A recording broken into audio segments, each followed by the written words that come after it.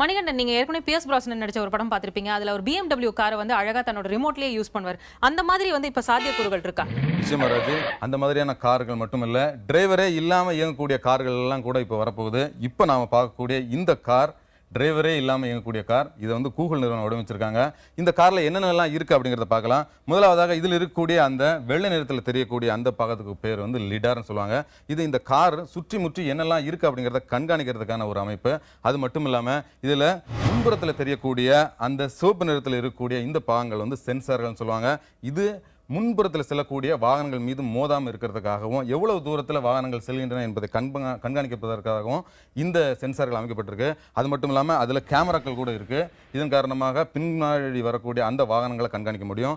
அது மட்டும் இல்லாமல் இந்த காரோடைய பின்பகுதியிலையும் சென்சார்கள் இருக்குது. இது பின்புறத்தில் வரக்கூடிய கார்கள் எவ்வளவு தூரத்தில் வந்துகிட்டு இருக்கு அப்படிங்கிறத கண்காணிக்கிறதுக்கான அமைப்பாகவும் இது செயல்பட்டு இருக்கு. அது மட்டும் இல்லாமல் இதனுடைய சக்கரங்களில் கூட சென்சார்கள் இருக்குது. இது மேப்பில் இந்த கார் எவ்வளவு தூரத்தில் எந்த பகுதியில் சென்று கொண்டு இருக்கிறது அப்படிங்கிறத கண்காணிக்கிறதுக்கான ஒரு அமைப்பு தான் இந்த காரில் இருக்கக்கூடிய இந்த அமைப்புகள். அது மட்டும் இல்லாமல் இந்த கார்கள் மிக விரைவிலேயே உலகத்தினுடைய சாலைகளை ஆக்கிரமிக்க போகின்றன என்பதுதான் தற்போதைய கருத்தாக இருக்கிறது. உலகில் பயங்கரவாத தாக்குதலில் உயிரிழப்பவர்களை விட வாகன விபத்துகளில் பலியாவோரின் எண்ணிக்கையே அதிகம் என்கிறது ஒரு ஆய்வு. டிரைவர்களின் கவனக்குறைவு, போக்குவரத்து விதிகள் மீறப்படுவது, குடித்துவிட்டு வாகனம் ஓட்டுவது, ஓய்வில்லாமல் வாகனம் ஓட்ட வேண்டிய கட்டாயம் போன்றவைதான் பெரும்பாலான விபத்துகளுக்கு காரணம். இவை அனைத்துமே மனித தவறுகள்தான். மனித தவறுகளை குறைப்பதற்காகவும் பாதுகாப்பான சாலை பயணத்தை உறுதி செய்வதற்காகவும் டிரைவர்கள் இல்லாமல் தாமாகவே இயங்கும் கார்களை உருவாக்கும் முயற்சி கடந்த 90 ஆண்டுகளாக நடந்து வந்திருக்கிறது. இவற்றை டிரைவர் இல்லாத கார்கள் அல்லது தாமாக இயங்கும் கார்கள் என்று கூறலாம். 1920களில் லிண்ட்ரிகன் ஒண்டர் என்ற டிரைவர் இல்லாத கார் நியூயார்க் நகரத்தின் பரபரப்பான சாலைகளில் இயக்கி சோதனை செய்யப்பட்டது. ரேடியோ அலைகள் மூலம் மற்றொரு காரில் இருந்தபடி இந்த காரை இயக்க வேண்டும். இதுபோன்ற பல தொழில்நுட்பங்கள் கடந்த நூற்றாண்டு முழுவதும் ஆராயப்பட்டு பல முயற்சிகள் சோதனை நிலையிலேயே நின்றுவிட்டன. சில முயற்சிகள் 90% அளவுக்கு வெற்றி பெற்றன. அமெரிக்க ராணுவத்தில் கூட இதுபோன்ற முயற்சிகள் நடந்தன. 2011இல் கூகுள் நிறுவனம் இந்த திட்டத்தில் ஆர்வம் காட்டிய பிறகுதான் உலக அளவில் டிரைவர் இல்லாத கார்கள் கவனிக்கப்பட்டன. கூகுளின் பெரும் முயற்சியின் காரணமாக அமெரிக்காவின் கலிபோர்னியா, புளோரிடா ஆகிய மாநிலங்கள் டிரைவர் இல்லாத கார்களுக்கு சட்டப்பூர்வமான அனுமதியை வழங்கின. இதைத் தொடர்ந்து இன்று வரை சுமார் 8 லட்சம் கிலோமீட்டர் தூரத்துக்கு டிரைவர் இல்லாத கூகுள் கார்கள் பயணம் செய்துள்ளன.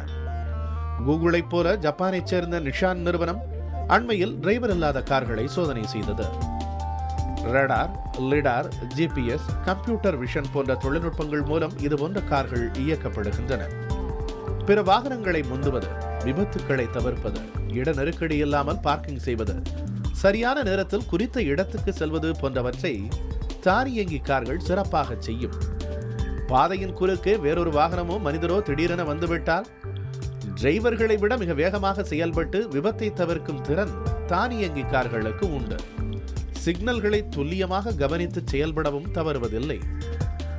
கூகுளை போல General Motors, Ford, Mercedes Benz, Volkswagen, Audi, Nissan, Toyota, BMW, Volvo போன்ற பெரும்பாலான முன்னணி கார் தயாரிப்பு நிறுவனங்கள் டிரைவர் இல்லாத தானியங்கி கார்களை தயாரிக்கும் பணியை தொடங்கிவிட்டன. இப்போது பிரிட்டன் அரசும் முழு மூச்சாக இந்த பணியில் இறங்கியுள்ளது. இன்று வரை முழுமையான தானியங்கி கார்கள் பொது பயன்பாட்டுக்கு வரவில்லை. ஆனால் இன்னும் சில ஆண்டுகளில் எங்கே செல்ல வேண்டும், எவ்வளவு நேரம் இருக்கிறது என்பதை மட்டும் கூறிவிட்டு டிரைவர் இல்லாத காரில் ஏறி அமர்ந்து கொண்டு தூங்கியபடியே பயணம் செய்யும் வசதி வரத்தான் போகிறது.